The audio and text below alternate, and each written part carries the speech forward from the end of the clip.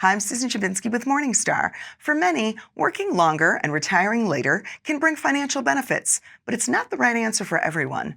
Joining me to discuss how to conduct a cost-benefit analysis of working longer is Christine Benz. Christine is Morningstar's Director of Personal Finance and Retirement Planning and author of a new book that's coming out this fall, How to Retire, 20 Lessons for a Happy, Successful, and Wealthy Retirement. Christine also hosts the Longview podcast. Thanks for being here, Christine. Susan, it's great to see you. So people watching have very likely heard about the financial benefits of working longer.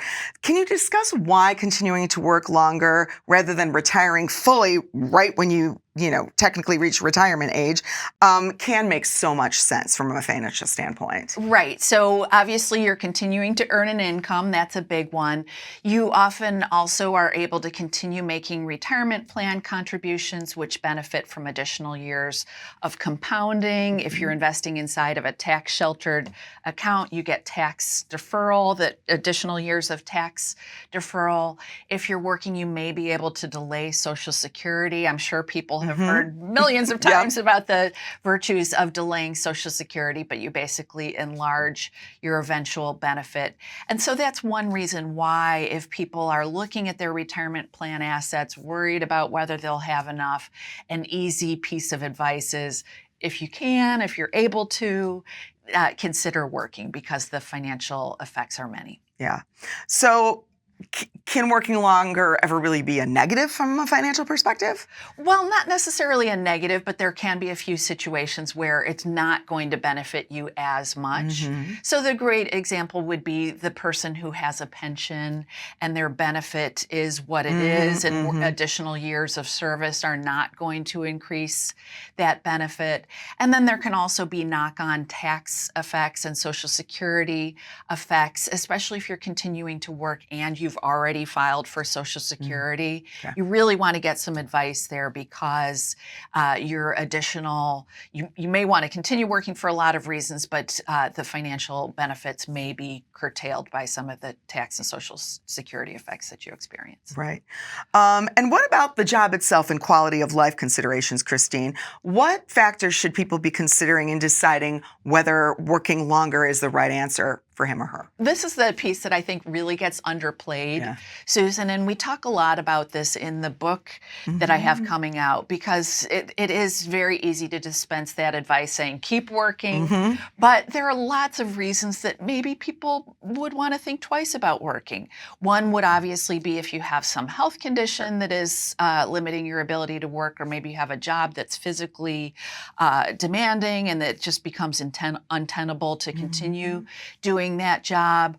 Or we might have, spousal health issues, older parents with parental health issues. Another kind of health consideration is if you have reason to believe that you do not have a very long life expectancy. Working may not be the best thing to do with your time. You may have other things that you want to accomplish. So those are all considerations, kind of softer considerations that frankly I think get underplayed when people like me are admonishing everyone to continue working.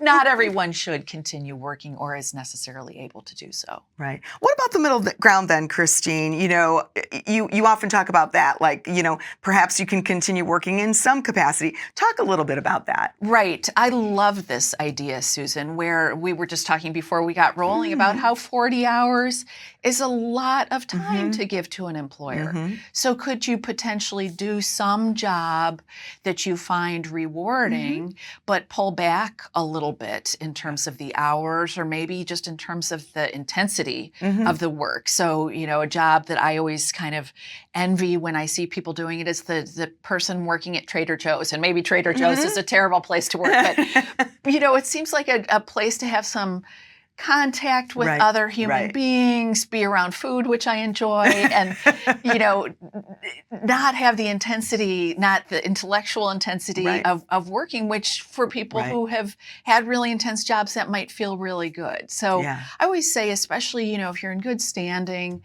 with your employer, explore whether there are areas where you can kind of pull back, perhaps on things you don't love as much, and emphasize those things that you love, because the benefits of continuing continuing to work aren't just financial. Yeah. There are relationships, there are social considerations, there's a bit of physical activity. There are lots of good reasons to continue working that aren't just financial.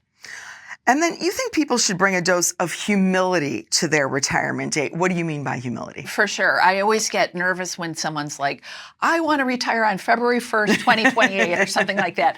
And it's a worthy aspiration. Our Morningstar contributor, Mark Miller, always says it's a worthy aspiration. It's not a plan. Because what we see when we look at the data on people's retirement dates is that people tend to overemphasize, overestimate how long they'll be able to work. In general, we see a little bit of a disconnect where you've got people retiring in the 60 to 65 year range who maybe had planned to stick it out even past age 70. So you should have, especially as you age and move into your retirement years, build in a contingency plan. Maybe your best guess is that you'll retire at age 68 or 70 or whenever it may be, but build in some kind of buffer. What would you do if you needed to or wanted to retire a bit earlier? So I do think that work that our former colleague David Blanchett did on retirement dates and retirement spending is really valuable in this context. Well, Christine, thank you for your time, and we look forward to the book in fall. Thank you. Me too. Good to see you. Take care. Good to see you too. I'm Susan Chabinsky with Morningstar. Thanks for tuning in.